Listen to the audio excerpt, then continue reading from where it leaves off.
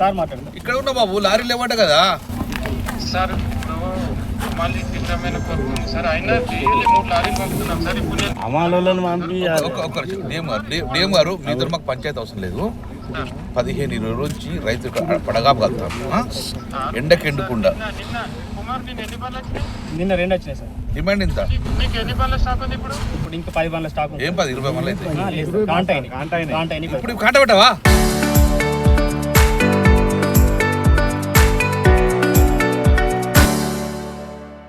Sir సాయంత్రం కాంట అయితే 10. నీకు లారీలు కావన్నా? డిఎం గారు లారీలు కావన్నా? లారీలు కావన్నా?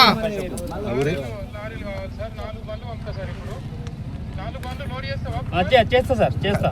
ఇవి కాంట పెట్టాలి కదా. 4 ఎందుకే 10 లారీలు పెట్టరాదా?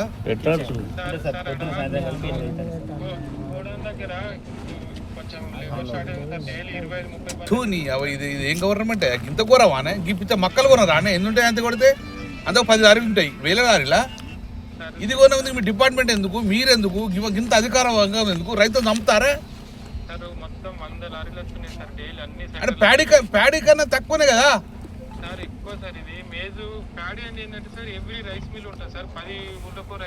నేను ఒక పని చేయి, ఇది తీసుకుపోయి స్టాక్ పెట్టు, స్కూల్ అన్నా స్టాక్ పెట్టు. కానీ 80% లిఫ్ట్ చేయాలి ఇవాళ. రేపు అమావాస్య మంచిగా ఉంటుంది, లిఫ్ట్ చేయని ఇక్కడ కూర్చుంటా, ఇక్కడ అన్నం తెప్పించుకుంటా. నువ్వు లారీలు 10 లారీలు కాకపోతే నేను తెప్పించుకుంటా. నువ్వు ఎక్కడన్నా అక్కడ స్టాక్ పెట్టుకోలేకపోతే వేరే ఎక్కడన్నా స్టాక్ పెట్టి నువ్వు 80% అన్ని లేపాలి. వీళ్ళు చచ్చిపోతారు ఎండకు. నేను ఎక్కడ ఉంటాను, వచ్చాక ఎట్టుకో నేను. నువ్వు రా.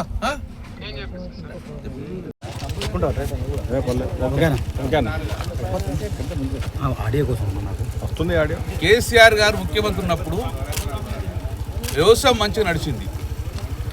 కరెంట్ వచ్చింది, నీళ్ళు వచ్చింది, పెట్టుబడి సాయం ఇచ్చిండ్రు. దాంతోపాటు పండిన పంట మొత్తాన్ని కూడా ప్రభుత్వమే కొనుగోలు చేసింది. అది మక్కలు కానీ, అది వడ్లు కానీ, రైతులు పండించిన ఏ పంట కానీ అన్నీ కేసీఆర్ గారు కొన్నారు. కొనగానే ఎఫ్సీ తీసుకోలే, రాష్ట్ర ప్రభుత్వం భరించింది. ఆ రాష్ట్ర ప్రభుత్వం భరించి గోడౌన్ లేకపోతే, ఆ రోజు కేసీఆర్ మాకు ఆదేశం ఇస్తే గోడౌన్ లేకపోతే అటు ఆంధ్రాలో జగ్గేపేటలో తీసుకున్నాం, కర్ణాటకలో బీదర్లో తీసుకున్నాం. అప్పుడు నేనే మాట్లాడినా. కొన్ని స్కూళ్ళల్లో హాల్ వేసుకుంటే స్కూల్ కూడా ఖాళీ చేయించి అందులో స్టాక్ పెట్టుకొని రైతు దగ్గర కొనుగోలు చేసి రైతుకు ఇమ్మీడియట్గా అమౌంట్ ఓటీపీ ఇచ్చేందుకు కార్యక్రమం తీసుకున్నాం. మరి ఈరోజు ఏమైంది ప్రభుత్వానికి? ఈరోజు పంట మార్పిడి చేయాలని ప్రభుత్వం చెప్తుంది. వరి పంట ఏకండి, పంట మార్పిడి ఏమని చెప్తే రైతులందరూ మీ మాట విని, ముఖ్యమంత్రి మాట విని ఈరోజు మక్కలు వేసింది, పంట మార్పిడి జరిగింది. మరి మక్కలు పండించిన మక్కలన్నీ కూడా ఇప్పుడు రోడ్డు మీద తీసుకొచ్చింది. 20 రోజులే బీట్లకి వచ్చి కూర్చున్నారు. ఇంతవరకు కూడా మార్కెట్ కొంటదా డిసైడ్ చేయలేదు. కొంతమంది మన ఒక లారీ వచ్చిన తరకు శుతి లేదు, శుతిని ఉనకొచ్చుకోబోమి అంటారు. సరే శుతిని ఉనకొచ్చుకున్నారు. 20 రోజులే కాంట పెట్టలేదు. ఇదివరకు కాంట పెట్టినా కూడా 15 రోజులే లారీలు రాలేదు. ఇప్పుడు రైతు అడిగితే ఏమంటాడంటే మళ్ళీ రైతు, నువ్వు ఓనర్వా కౌలు రైతువా? కౌలు రైతు అని owner pattadar AD? Sir pattadar ఇక్కడ లేడు, దుబాయ్లో ఉంటాడు. పట్టదారు సంతకం కావాలంటాడు. పట్టదారు రావన్నట, అఫిడవిట్ ఇయ్యనట, అప్పుడు కొంటారట. అంటే ఏం చేసిందంటే వీళ్ళు ఎట్టి పరిస్థితిలో కొర్రీలు పెట్టి ఇబ్బంది పెట్టి పంట కొనుగోలు చేయొద్దు.